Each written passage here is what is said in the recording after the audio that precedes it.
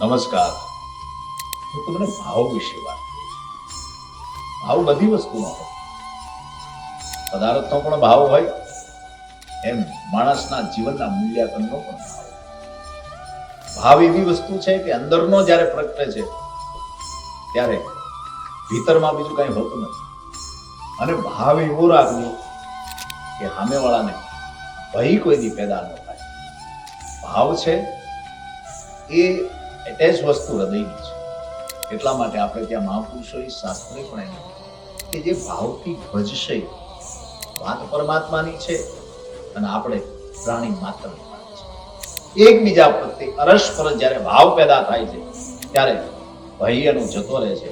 અને એ ભાવના વેણમાં યુવાધનોને ખાસ વિનંતી છે, એકબીજા પ્રત્યે થોડાક અંશે પણ જ્યારે ભાવ જાગશે ત્યારે ભય મુક્ત થશો.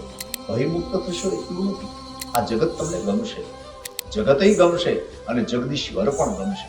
માટે ભાવના વેણમાં આપણે તણાવવાની વાત છે કે અંદરનો ભાવ પેદા થાય ત્યારે બહારનો ભય નષ્ટ થાય છે. આવો આ ભાવના વેણમાં આપણે સાથે મળીએ.